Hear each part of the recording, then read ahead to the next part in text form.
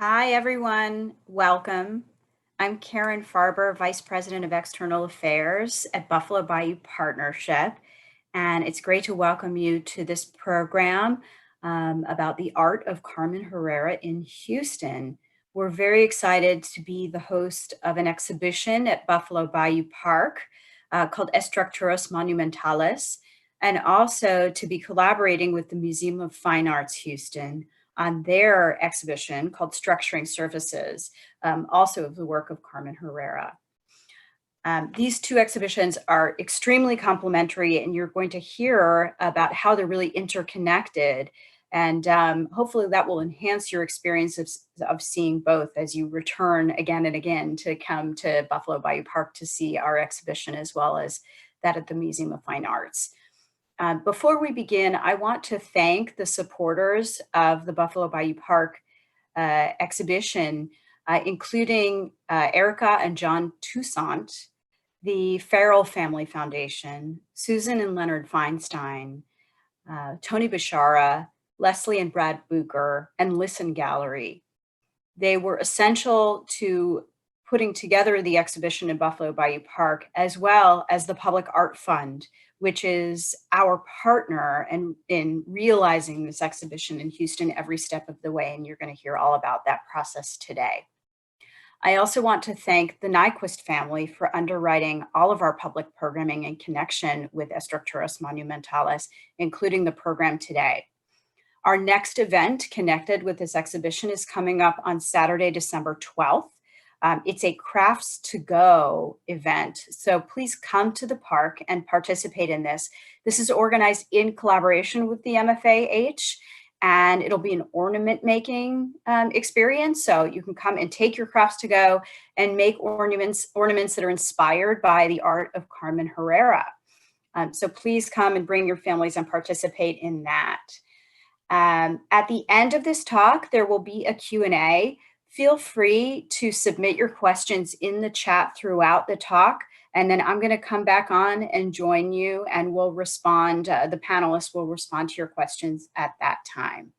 So without further ado, I'd like to welcome our moderator, Judy Nyquist, who is a Buffalo Bayou Partnership longtime board member and co-chair of our Public Art and Programming Committee, who is also an art historian and very knowledgeable about the art of Carmen Herrera. And she is going to moderate our talk today and will bring great insights into this exhibition. Judy. Thank you. And of course, the insights, thank you very much, Karen. Insights will come more specifically from our curator guests. But I'll get us started with just a little bit of a background on Carmen. Having recently celebrated her 105th birthday, Cuban-born artist Carmen Herrera is having a celebratory moment in Houston. This citywide recognition is long overdue and so appropriate for Houston, which houses one of the country's most extensive collections of Latin American art and serves as the gateway to our southern neighbors. We at Buffalo Bayou Park feel hugely privileged to have the opportunity to present these majestic sculptures in the magic Fondren Foundation meadow, where you see them here, where the iconic and much loved Henry Moore sculpture titled Large Spindle Piece has graced the landscape since 1979 and is held in the City of Houston's Permanent Art Collection.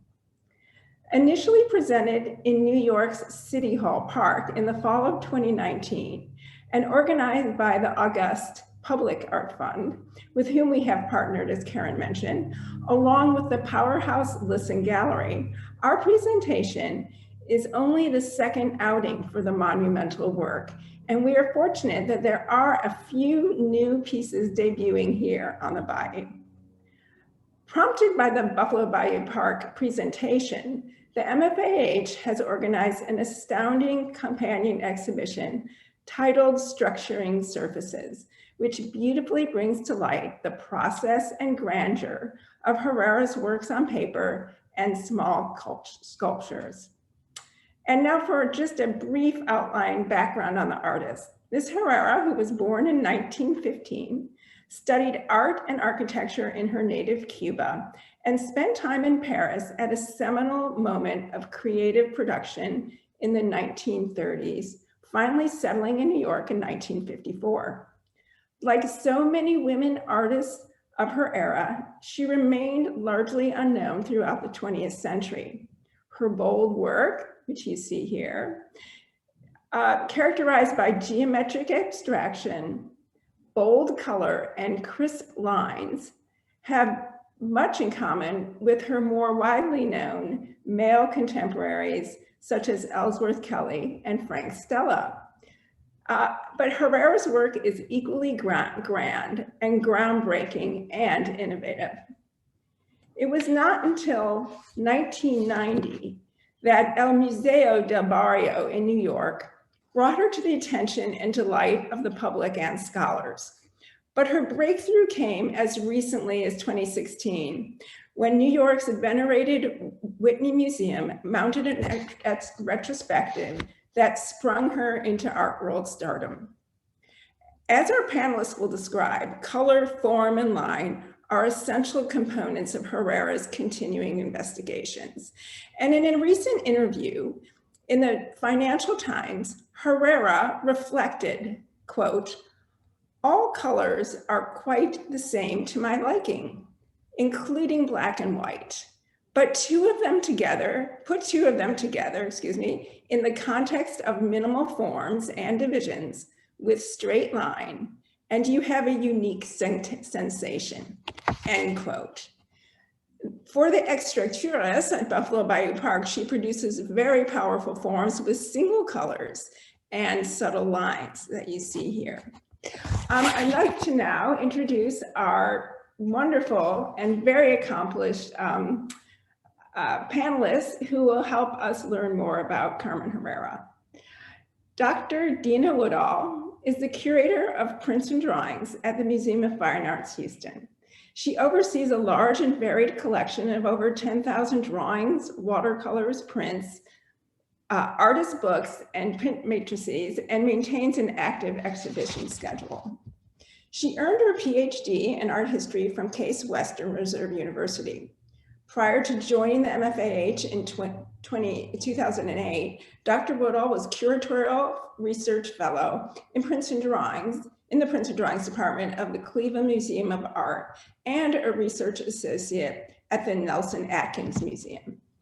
Since 2012, Dena has published extensively in the field and organized many highly regarded and respected exhibitions. And there are so many, I'll just tell you the most recent ones, which you will all remember. Jasper John's 100 Variations on a Theme from last year, 2019. I'm a Hog in Modernism, also last year. Vincent van Gogh, His Life and Art, again next year. She obviously did not sleep last year, all 2019. And Michelangelo and the Vatican, Masterworks from the Capodimonte Museum in Naples, which was in 2018.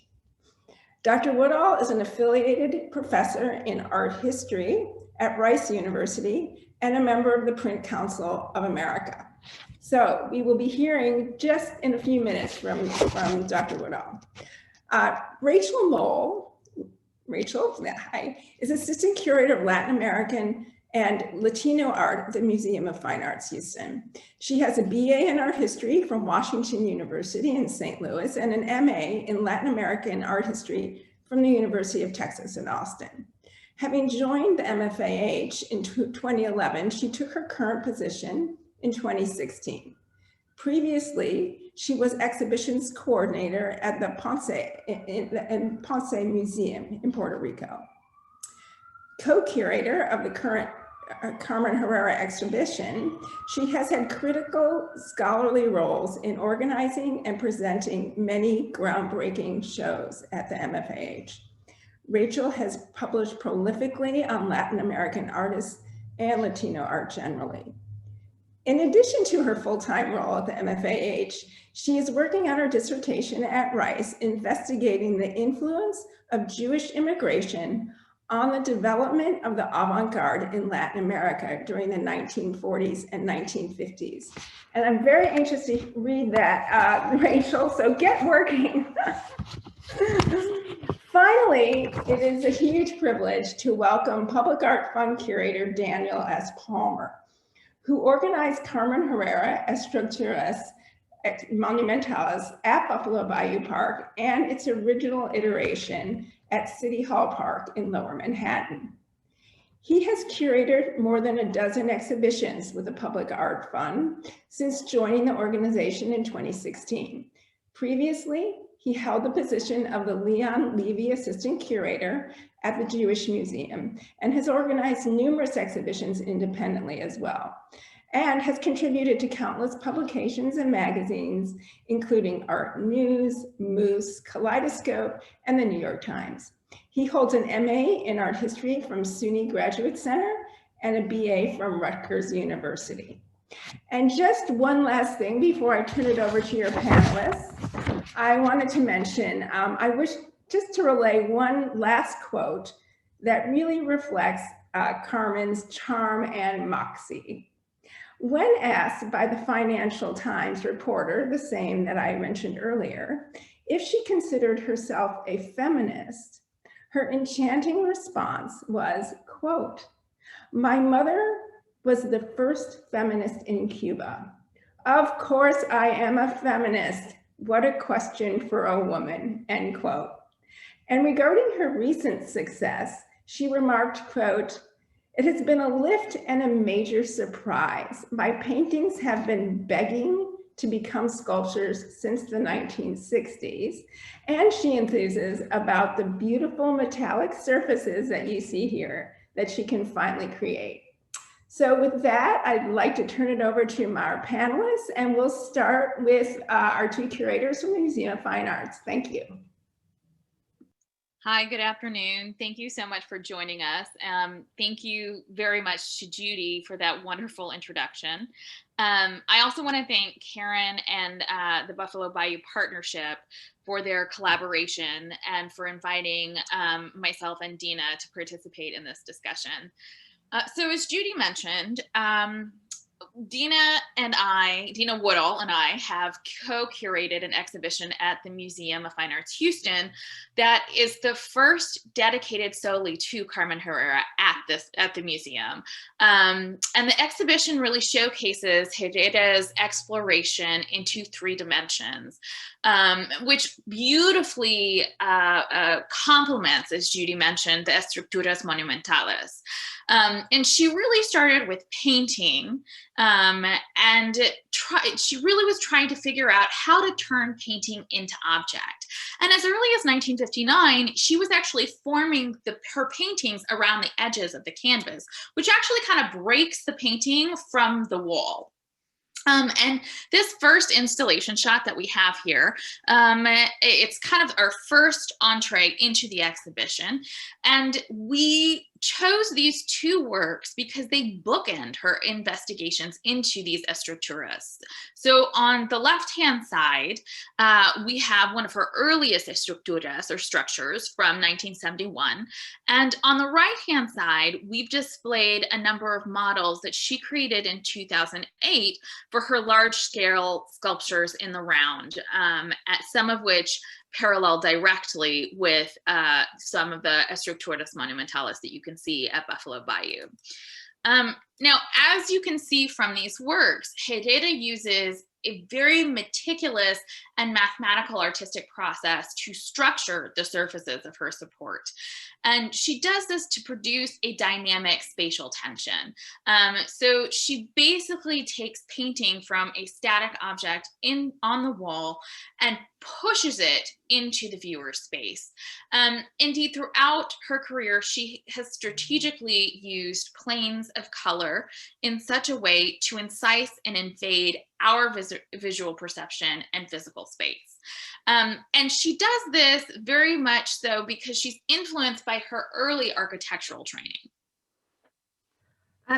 And where we have the exhibition located is in our Mies van der Rohe building. And I would say that because architecture was so important to her work and her process, it's wonderful to see it among this curved sort of space that Mies van der Rohe made with this industrial still. So it's an interesting way of looking at her work in the space in the law building.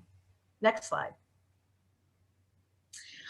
So this is a fabulous 2 photos of her at 105 years young and still producing and still working.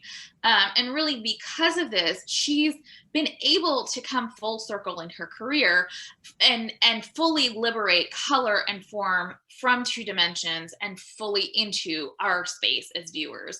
And we're going to show how she does this throughout this presentation, and really you can get a full sense of it at the museum's exhibition, and then seeing the Estructuras Monumentales in person. So as Judy mentioned, they're really complementary of one another, the 2 exhibitions. Slide. So as Judy was mentioning, Carmen Herrera was born in Cuba in 1915. She studied art at the Lyceum, a women's club in Havana, and she first exhibited her work there in 1933. She went on to study architecture at the Universidad de La Habana, and that process really prepared, while she was preparing architectural drawings, it became really fundamental to her artistic process. She moved to the United States in 1939, and she studied art at the Art Student League, and as well studied printmaking at the Brooklyn Museum of Art. She didn't really find a supportive sort of artistic milieu at that time, and nor was she asked to contribute to an exhibition of work by Cuban artists at the Museum of Modern Art in 1944, though she helped them try to get some other Cuban artists into that exhibition. Next slide. Herrera moved to Paris with her husband, Jesse Lowenthal, in 1948. And Paris was an established world art center during this sort of post-war period. And she was more engaged with literary and artistic circles there in Paris. And while her work was more figurative early on, we see from her work in Cuba, here in Paris, her work moves decisively towards geometric abstraction. And she exhibited from 1949 to 1952 at the Salon de Réalité Nouvelle, an exhibiting society devoted to pure abstract art, something that you can see an image of it here. And she was very much working and showing alongside Max Bill, Piet Mondrian, Sonia Delaunay, and Ellsworth Kelly, as well as she also exhibited with the Argentinian group Madi. She returned to New York in avant-garde art scene in the 1950s, where the male-dominated abstract expressionist movement prevailed. However, she continued to create her reductive, hard-edged abstractions, and she befriended leading post-war abstractionists like Mark Rothko, Leon Polk-Smith, and Barnett Newman.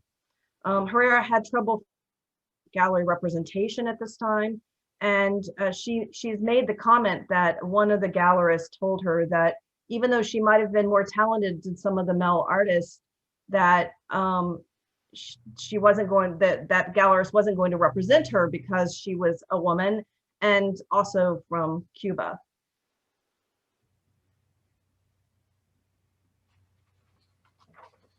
Herrera did receive support as an artist in 1966 and 1968, as she was awarded the Cintas Foundation Fellowship in Visual Arts, which promoted the work of artists of Cuban descent. Influenced by her architectural training, Herrera often started her artistic process by making small-scale drawings with isometric projections, like what you see here on the right. And she commented, "When doing something in architecture, it's lines on paper. When painting, it's the same.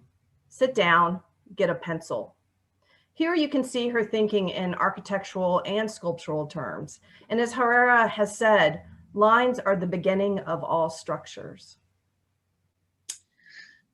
And I would just say that, you know, she actually, just like Judy, I think, mentioned earlier, that when she was painting early in like the late 1950s, early 1960s, she realized that many of her paintings required a hard edge, an actual physical presence. And that's really what we see in Amarillo Uno here. It was one of her first structures that she was able to produce with the Cintas Fellowship.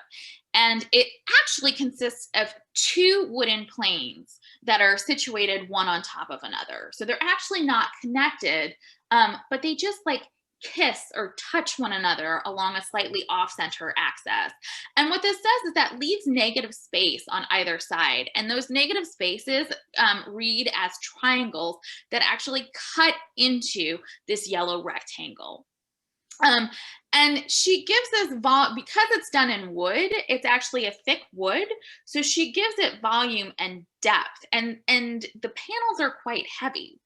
And what I find really interesting about this is that it actually has the appearance, because of its like flatness, its planarity, it actually has the appearance of a canvas. But then she breaks that structure of the rectangle or canvas and includes the wall as part of the work. So those triangles that cut into it are actually the wall invading the pictorial space.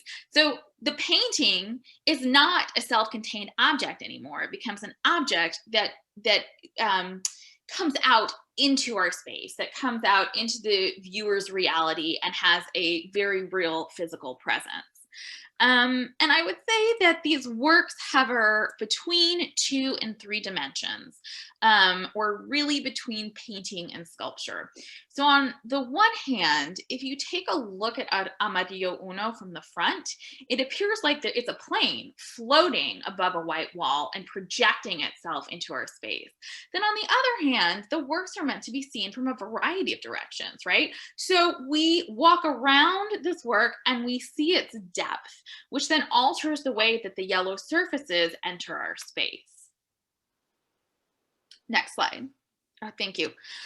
Within this context, it's very much important to note that her series Blanco y Verde served as a direct predecessor to Herrera's exploration into painting as object, since all of her early estructuras have a corresponding painting in this series. And this particular painting is comprised of 2 green triangles incised into the sides of a pristine white canvas. And those cuts actually wrap around the edges of the canvas, suggesting a 3-dimensionality. And what's interesting here is that Herrera really inverts the work upon transforming it into a structure. So those positive green-filled triangles become the negative spaces on the white wall. Next slide, please. So the process that she, and actually here, if you look at the middle, this Blanco y Verde is actually in the exhibition, and you can see how she's wrapped that color and that painting around the edges of the canvas. And her process wasn't necessarily linear. It didn't mean that she started with a Blanco y Verde and then went to the isometric drawing and then the estructura. In this case, she actually started in 1966 with the isometric drawing. And then she turned to Blanco y Verde to create a Blanco y Verde using that isometric drawing. So it's kind of a really interesting parallel, because yes, Blanco y Verde is a series unto itself, but we can also consider it a way for her to play and experiment with compositional possibilities in her 3-dimensional thinking. And unfortunately, she was unable to turn this specific work into structures in 1971 because the funds from the Cintas Foundation dried up and the carpenter that she was working with sadly passed away. Next slide. Due to the limited resources, Carmen Herrera was forced to abandon her early estructuras until a few years ago. And we see this with Kyoto. Kyoto on the left, and you see it also on the right in an installation shot. It comes from her second wave of estructuras. And she was able to do this with the assistance of Peter Ballantine, who was Donald Judd's fabricator. And the artist actually returned to producing these works in painted aluminum this time. So she has moved from the wooden structures of her early 1971 works to painted aluminum. And this medium was key for Herrera into really figuring out how to push these forms into sculpture. What happens is with the aluminum, you really don't see the hand of the artist. And it gives a particular sheen so that the colors actually seem to float into our space. And this work actually has a very unique kind of shape. It starts very close to the wall and then it pulls out. And what you can see on the side is that there's this triangle that forms, if you look at it on the side, that's parallel to those two triangles that are cut out from the rectangular form, if you take a look at it in the front. And people have also suggested that this shape is like the shape of a kimono. We do know that Carmen Herrera was influenced a bit from the Japanese, and we see that she did own a print by a Japanese artist, probably Hokusai. In conversation with our museum conservator of works on paper, Tina Tan, we also think that maybe she was looking at perhaps a Japanese entrance gate that is also very similar in shape to this sort of structure. And perhaps that was also an influence for her. And so therefore still thinking in architectural terms going from one to the other. Next slide. So the work on the left is really a linchpin in connecting Herrera's Blanco y Verde series to her most recent freestanding structures. And so the image is actually really hard to see, but if you come see it in person, I encourage you guys to come see it in person. You can see the subtlety and the nuances of this white square that she paints onto a white piece of paper. And again, this white rectangle is incised by these green triangles, just like Blanco y Verde, but she takes it a step further. She adds this green line at the bottom of the rectangle. And what that does is it gives the painted composition a depth that Herrera is then able to convert into one of her Estructuras Monumentales, which we see on the left, which was exhibited at City Hall Park. And I think that green line on the bottom actually also can relate to possibly the ground that it actually rests on. So it's therefore also thinking about it in that sort of three-dimensional space. Next slide. So here we see also another sort of seeing her full progression surrounded by the works that were relate to her sculpture, her painting and her sculpture, Blue 3 or Azul 3. And you see here that she's going with using this fiber tip pen and graphite drawing. She's pushing it a little, she's using straightforward lines, but she's suggesting that volumetric weight. And then she moves one step forward. Clearly she had other drawings she could select from, but she selected this one. She moved forward to the next level where she's using this opaque watercolor and really sort of creating even more sense of depth by adding the watercolor onto this and showing more of that depth. Next slide. So Herrera's second Cintas Foundation Fellowship in 1968 enabled her to, like she was saying, have a carpenter, and she was able to build this particular work where it's protruding off the wall, this 1971 work.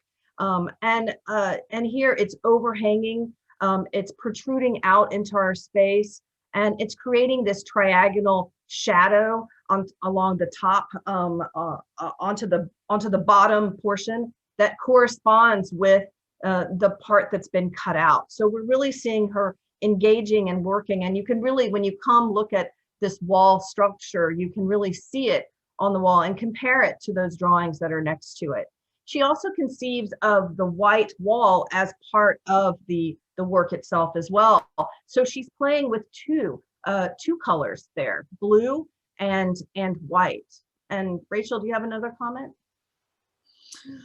No, I think, I would say that this one is from her 1971 works is the only one that which she breaks that planarity, and which like that top piece swings out into our space, like Dena had mentioned. And then the next slide, please. You see that we actually see that she's made an oil on wood that's sitting in this gallery space at the Walker Art Center. So she's moved it out, she's taken it off the wall, and now we're seeing it in that three-dimensional space setting, resting on the floor. Next space. And then once again, the drawing on the left is it's a very large drawing, unlike the rest of the one in the exhibition. And once again, she is taking a drawing from 1962, and it's not realized until this Estructura of 2018. Next slide. And also in the exhibition, we have prints by her that she made in 2017 when that Whitney art exhibition of her work was on view. Printmaking appears about 3 times in her career. First, of course, Brooklyn Museum in 1943 when she learned how to make prints. We also see that she was making screen prints in the 1990s, and then this last iteration over the last several years, and she's still making some right now with university limited art editions. And here, once again, she's playing with the color and form, but she's also considering the margins, the white margins around these prints as a part of the dialogue and conversation with green and black. Oh, wait, hold on, go back. Thank you. And I would also say that, you know, these works, we see a marked difference between the works that we were looking at with Blanco y Verde and these works, in that she's really using blocks of color here. And these relate to the paintings that she returned to in the 80s. But the thing is that she's layering these blocks of colors in such a way that they do have a very architectural feel, and they do have a very three-dimensional feel. Especially the one on the right, you can almost feel like a depth going in, like it's a corner of a room, right? So it recedes, and then at times it kind of pops out, and that's the play of colors. That's that sensation of colors that Judy mentioned in her introduction, that sensation of 2 and 3 dimensionality that she's given. So this kind of just goes to show how she's consistently thinking between 2 and 3 dimensions, even in her 2-dimensional works. You can go to the next slide. So this is an installation shot of this shape called the Chevron. And the shape really marks a critical development in her Estructuras, as it's one of the only new shapes that she's produced in recent years. And again, so many of the Estructuras and the Estructuras Monumentales are taken from these early 1966 isometric drawings, but this is showing how she's constantly evolving in her thinking about this, right? And this is actually represented by an Estructura Monumental in Buffalo Bayou, the Angolo Blanco. You know, these works really show how Herrera is translating her thinking in between chromatic structures onto the 2-dimensional support. We can go to the next slide. Thank you. So this is one of my favorite works because it just shows how she's using a very meticulous mathematical process to break through 2 dimensions into 3 dimensions. And I'll just briefly say that, so we see this yellow chevron, but the chevron is actually composed of 3 isosceles triangles. We have one that's facing up and 2 that are facing down. And then she inserts that form onto a blue rectangle, which bisects the blue rectangle into 5 different isosceles triangles that mirror the isosceles triangles in the chevron. And what happens when she does that is through the use of color, through the use of form, through the use of geometry, the shapes seem to advance and recede on the picture plane. And thus they defy this kind of two-dimensional support. And she's able to produce depth on a flat surface without resorting to perspectival rendering. And then just, oh yeah, just to elaborate, she's using acrylic paint, and something that we know of today, but when she started using acrylic paint, she started using it in the 1950s when it just became commercially available. It was invented in Germany, and because she was in Paris, she started experimenting with acrylic paint.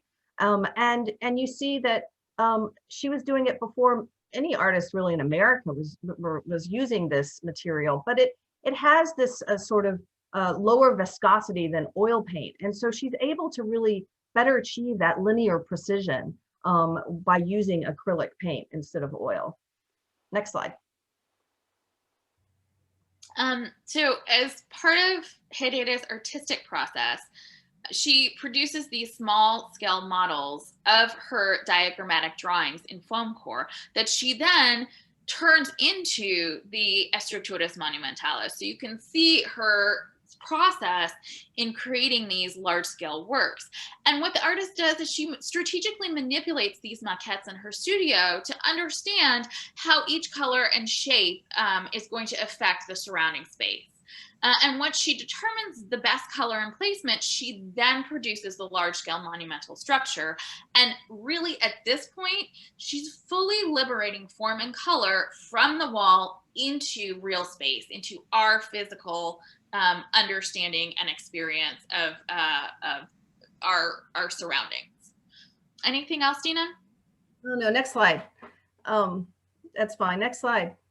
Okay, yeah, so while you're looking at those models and thinking about those models, you can look back again at these 1971 drawings that she made, that as if she's like thinking about them. She's redefining the space on the on one of the lines in the lower part of this rectangle or cuboid, and then she's placing tape on the side of one of these drawings to sort of fix and understand the side of the drawing.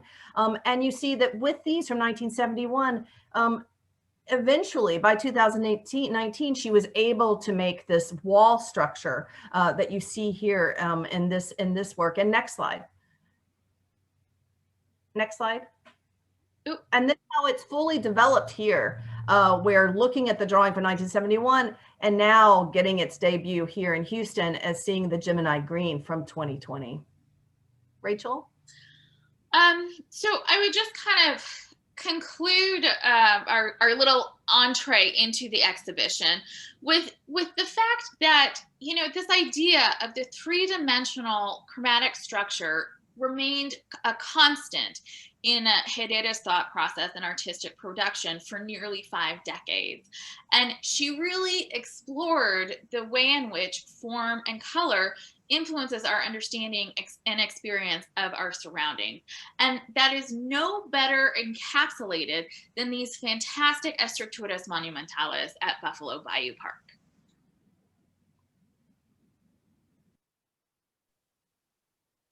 Thank you so much, Rachel and Dena, for that great history of Carmen's work and for the walkthrough of your show. An especially hearty thank you as well to Judy, Karen, and the whole Buffalo Bayou Park team.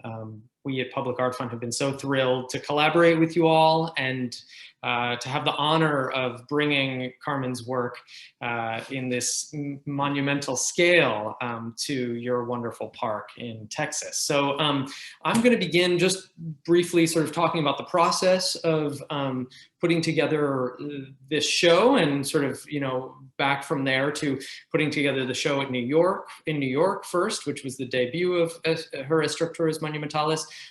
Just first, a brief little word about Public Art Fund. So Public Art Fund is a New York City independent nonprofit. We curate exhibitions of the most important artists throughout the world, and we've been doing that since 1977. We really are specialists in helping artists achieve their dream projects and sharing those works with the city and on to the country and the world for free. So, you know, we've been so honored to get to collaborate with parks like Buffalo Bayou Park in Houston to travel our exhibitions. And, you know, as you see with the bottom of this slide here, the dates were, you know, of the show up at the Fondren Family Foundation Meadow in Buffalo Bayou Park, it's on view until April 23rd of 2021. But the exhibition originated in July of 2019 at City Hall Park in New York. If we can go to the next slide here, I can sort of talk a little bit about the process of working with Carmen and collaborating to help her achieve, as I was saying, this sort of dream project. And I think that the introduction we got from Rachel and Dena was a wonderful intro to really how much Carmen had sort of originated these drawings and this concept of coming off the wall and working in large scale, thanks to her architectural background, and that this really had been something she had been dreaming about since the 1960s. So you see that it was really one of the true honors of my career to be able to collaborate with Carmen and to go to her studio and work with her. And she, as we heard before, she really does work every single day. She's still creating, she's still painting and drawing and making prints. It's really just incredible. She's such a force of nature. And a lot of the show and the fabrication of these works was done through sort of renderings and, you know, getting Carmen to approve the large-scale translation of her work, thanks to the fearless advocacy and support of her gallery, Listen Gallery, and people like Tony Bashara, and also what we heard before, collaboration with Peter Ballantine and Walla Walla Foundry.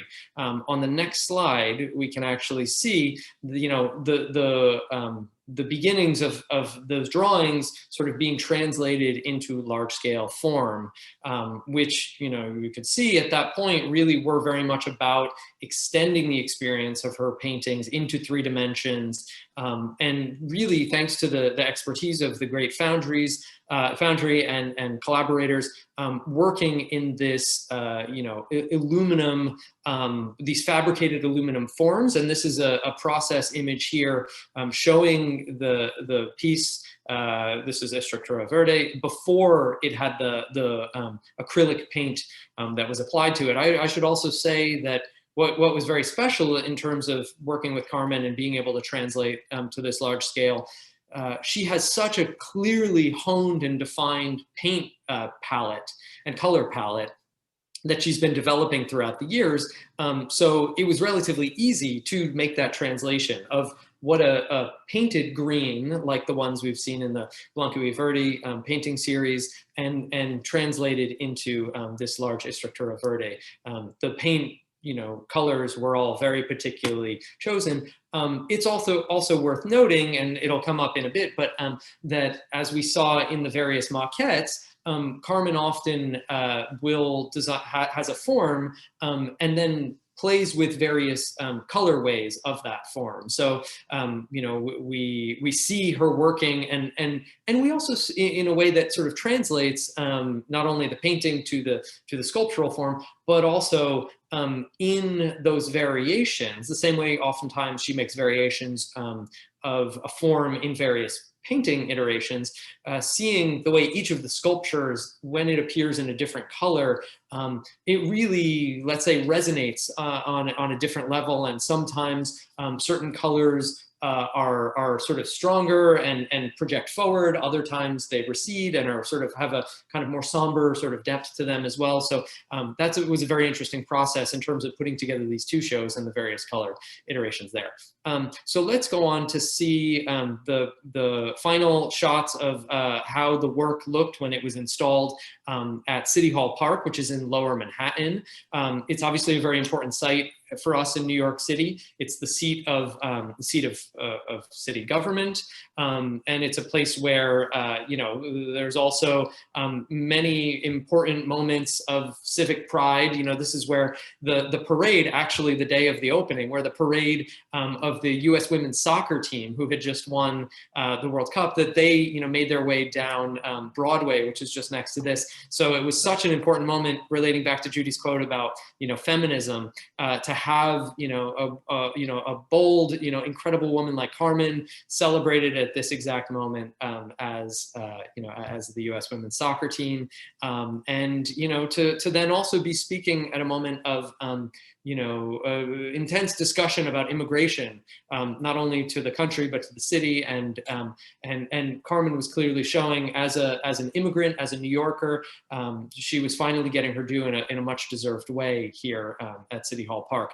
So you can see the installation at City Hall Park was much more about showing works kind of tucked in groves with trees around them. There were these sort of natural barriers and benches around them. Carmen, in our process of putting together the show, it was an incredible dialogue, because we would sort of show her a rendering of how the work was going to be installed, and there was a bench, and she would say, oh, we should move that bench, or we should kind of adjust the position to make it more accessible, more visually accessible in that type of way. So it really fit in a kind of more almost like individual galleries for each of these large-scale forms in New York City. On the next slide, we can see exactly a sort of central area where Estructura Verde was shown.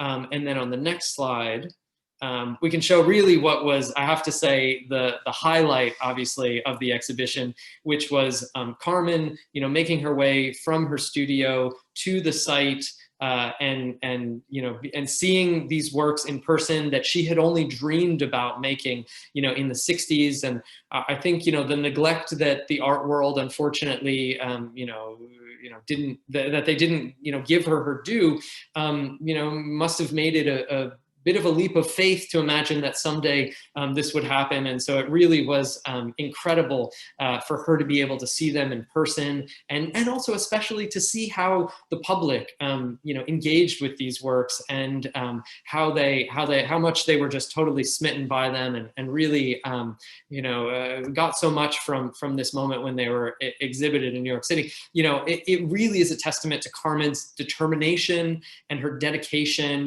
She persists, still going strong at 105. She really is an inspiration for all of us. So of course, then we thought, this can't just end at City Hall Park. We have to keep this going. We've been so honored to have this great dialogue with Buffalo Bayou Park, and to be able to bring this show, to be able to travel this exhibition to Houston, which, as Judy said, really is a gateway to Latin America, and has such a strong history of support for Latin American artists, and especially that the MFA Houston is such an important institution for Latin American art. So when we traveled the show, and on the next slide, we can see the process of actually bringing the work down to Houston. A part of what was so special was also the dialogue with Carmen about, okay, we want to bring the show, we want to travel the works down to Houston. She said, oh yeah, Houston is Texas. Like Texas, everything is really big, really impressive. The works are gonna fit very well in that big, broad space. And I think, in terms of the monumentality, of her estructuras, of these large scale forms, they really do fit so perfectly in Texas. And you can see here the process, of installing the work. I think these behind the scenes images are always fun, and they really do show the monumentality of it. Cranes were necessary to be able to bring them in, digging down these piers, these foundations, and to be able to install them in that site in a way that the site, I think in the next image, we can get a great image of the full final installation of the work, which shows that the 4 forms that were available to travel, were reconfigured in terms of the space. Also, there was, an interesting substitution, as I had said, of the red angular form to the blanco, the white angular form here, and then the Estructura Verde that we saw that was in the center planter at City Hall Park wasn't available, but what is so special, and we'll see a close-up image of it in a second, is the Gemini form. This is the world debut of this Gemini form that in fact wasn't able to be shown, wasn't ready to be shown yet at the New York City show, that it's so great to be able to have that here. And I think what it shows is we have these 4 very strong, very kind of classic Carmen Herrera colors. Each one is actually a unique color, whereas in New York we had a repetition of the red with the untitled cantilevered piece and the Angulo Rojo. And here the arrangement also, because of the wide open expanse of this field, they were able to kind of each sort of have their own space. And of course, we had to, think about the dialogue with the Henry Moore figure, and I embrace that. I do think of it as very much a dialogue. It's not saying, okay, Carmen sort of takes over this place and the Henry Moore is kind of dwarfed, but in fact that that this is partly, I think, of a recalibration of sorts of the traditional history that has often been told of the kind of macho dominated modernism that was what really prevailed because of funding and support in a moment like the 60s. Thankfully now we've been working really hard to rectify that and to make sure that somebody incredible like Carmen, who had been sort of left out of the picture, now has the support, of her gallery, of all these people who believe in her work, to be able to, have this important, debut of her work at this scale in Houston. And I also will just, of course, say, it was really special to be able to show these works, and this installation view, I think, articulates it quite nicely. The sort of geometry and architectural quality of Carmen's forms fit so beautifully with the downtown Houston skyline there. So of course that was a careful consideration as well. And then if we go to the next images, we can see the close-up details of these works.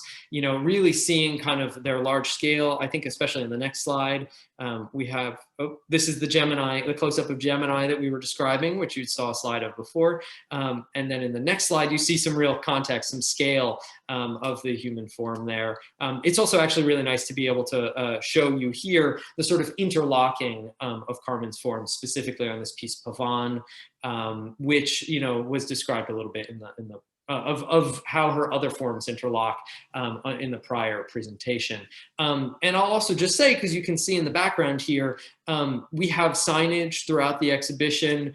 The large scale signs are bilingual. I think that's a really important part of the access that this show and public art really affords. But also the individual object labels for each of these works have a tipped in image, a small comparative image that shows the complementary sketch that Carmen made to prepare each of these works, that links to the works that are on view at the Museum of Fine Arts Houston show when they're included in their exhibition. I thought that was very special.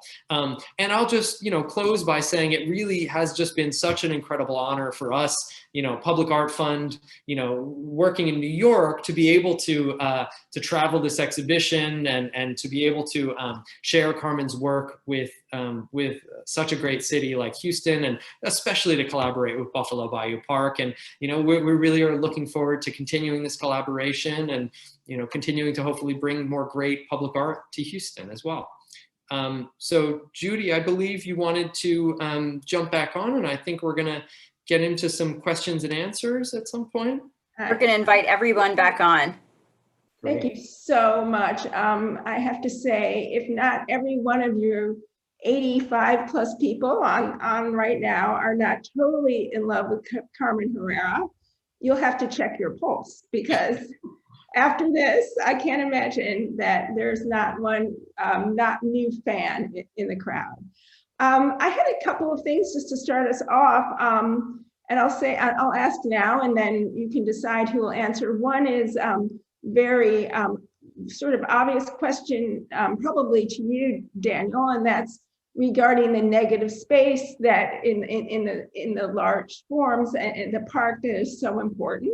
And then I'm curious if you could comment, any one of you, also on the fact that we see almost only primary colors. And you referenced the color choices a little bit, Daniel, during your talk, but in the 85-year-plus career, did Carmen, to your knowledge, ever consider other colors? Did she ever play with pastels or any other sort of non-primary colors? And of course, black and white is part of her vocabulary, but just wondering about that too. Thank you.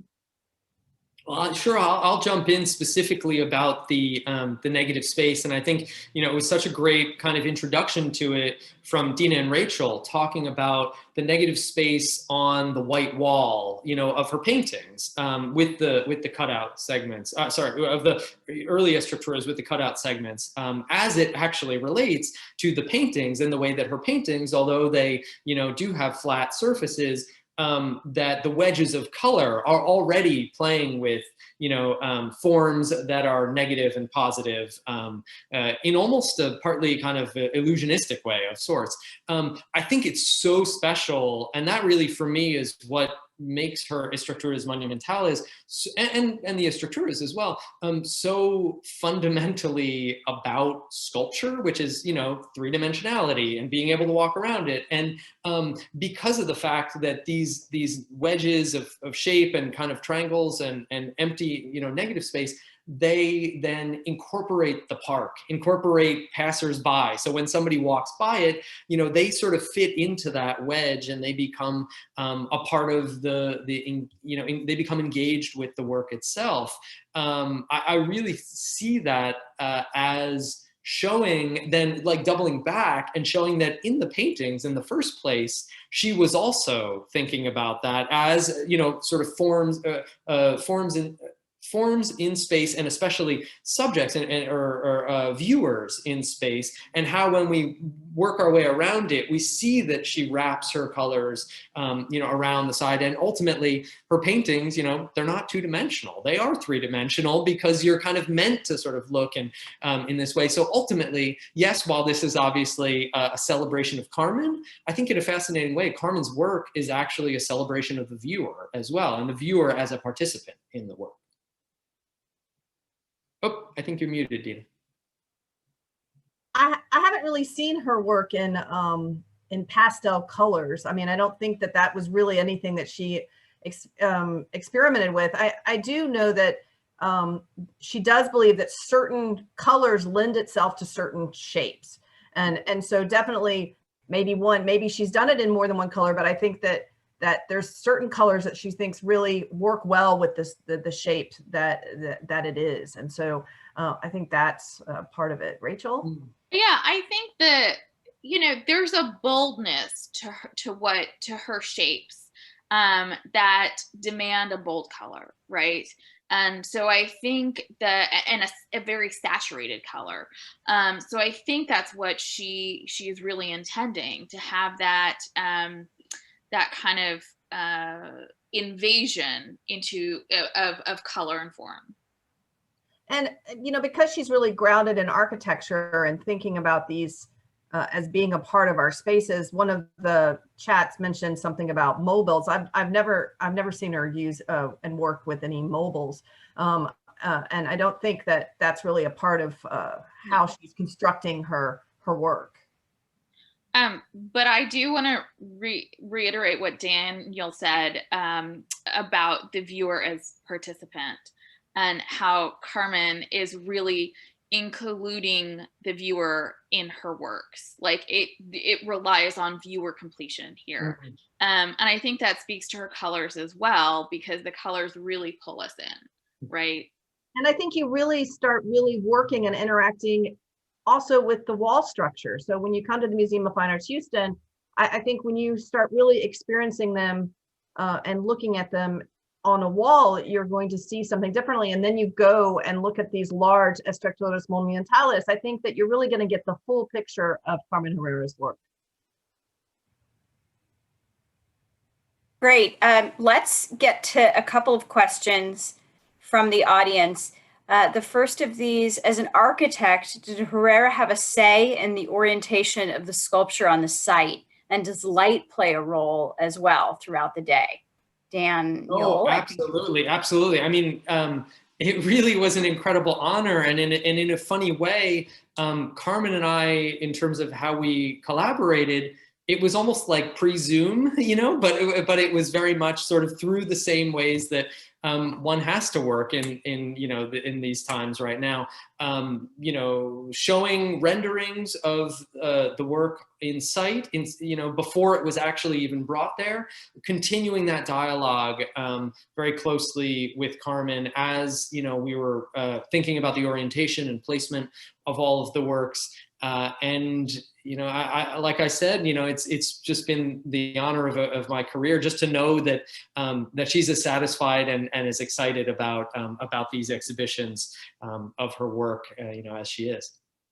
And I'll just say also that working with Public Art Fund remotely was yet another layer of kind of interest in this process, because Daniel actually never came to Houston. So as the siting was getting developed for this site in Buffalo Bayou Park, there were FaceTime calls, there were Zoom calls, there were photographs being sent back and forth.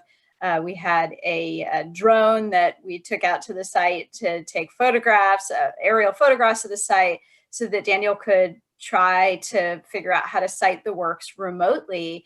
And even then, as the works came out to this, to the Fondren Foundation Meadow, there was even more dialogue about, okay, is this right? Let's really feel the site and figure out where to locate these sculptures in relationship to the Henry Moore. So I don't know if you want to say anything else about that, Daniel. Yeah, and I'll reiterate, I'm immensely grateful, not only to you know, you both, Karen and Judy, and to the whole team. And it really was obviously a dialogue in a way that is not very different, partly to how it happened at City Hall Park, because it's, okay, best laid plans and you do everything you can, but when you're on site, there are certain you know, new considerations and adjustments that need to be made. And I really, I think, and especially, you know, hearing from you all, it really seems like that allowed us to you know, to make it work, to make it the best possible arrangement imaginable. And I think, you know, interestingly as well, I'll just say, you know, going back to the sort of architectural component of this question and of the discussion, I think that partly because Carmen thinks in this architectural way, and her forms manifest, you know, as architectural forms of sorts, that part of that planning is architectural planning, and that those considerations are, you know, I mean, partly it's like you also then have to consider things like footings and, you know, foundations and whatnot as well, but that allows this type of work to be done in the manner that we did it. Did you want to say anything also about the light throughout the day? I know, being here in Houston, being able to go back repeatedly, there's a really dynamic conversation that's going on between the sculptures and the light. I mean, obviously, and I've been, you know, to Houston a number of times before, and I know the Houston light, and it really is incredibly special, and it's very different from New York City light, of course. But I will say that no matter the light, Carmen's, the beauty and the depth of that, you know, acrylic paint that are on these estructuras, which was so, you know, precisely applied. I mean, we really were working with incredible, you know, painters and at the Foundry, I have to say as well. There really is a depth to it that it really continues to give. You know, you sort of see it at a slightly raking angle in the morning, and it gives a sort of a little bit more of a highlight, you know, at the middle of the day with the kind of direct sun over it. The shadows really are cast in incredible, an incredible richness, and each of the colors also, I think, takes on its own sort of it has its own life based on the variations that occur as the sun changes throughout the day and also throughout the seasons. So I think it'll be really special to see how, you know, these works look with more of the winter sun that we're going to start to get now, than you know, eventually the kind of early spring sun towards the end of the show. I think we're all going to get very used to having them here in Houston, and just like you were having them in New York, I think we're going to almost feel like they should stay here. We've been hearing that already. Yeah.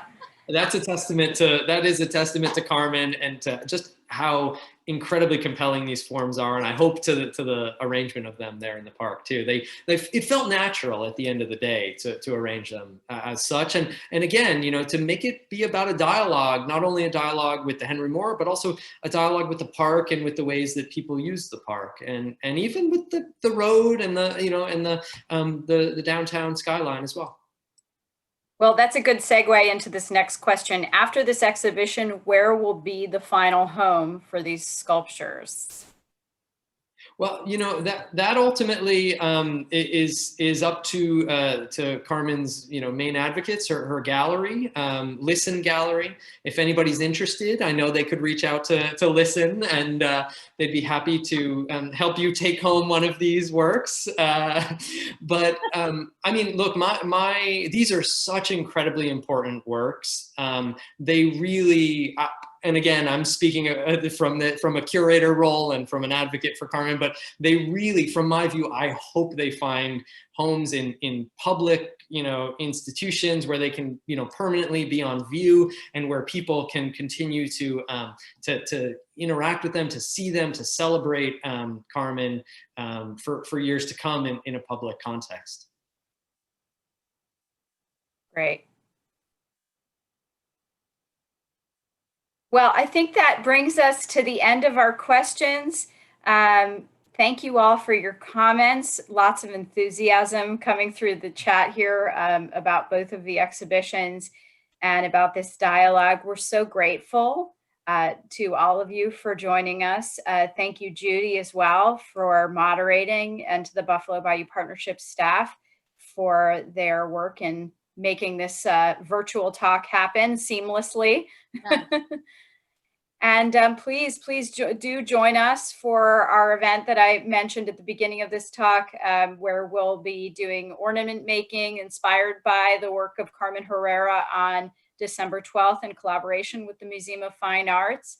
And for all of the upcoming programming connected with this show and the MFA's show, you can find that information on our various websites. Thank you all. Thank you. One last question. I saw a question about parking, where to park to see the work. Could you just mention some? Yeah, I did. I put it in the chat. I'm sorry. So, okay, so for those of you who are not looking at the chat though and want to know, so the location of the Buffalo Bayou Park exhibition is on Allen Parkway and Gillette Street, right by Gillette Street, so across from the Federal Reserve Building. And there is street parking right there, metered street parking all along Allen Parkway. So it's very easy to access from the street. You can almost see where the parking is in this lower photograph. Someone just asked what time is the event on December 12th? Oh, it's from 10 until 1. So it's a drop-in thing. You can come anytime. Thank you, Dena. All right, well, thank you all very, very much. And we look forward to seeing you on the next one. Thank you all. Thank you. Thank you so much. Thank you. Bye. Bye.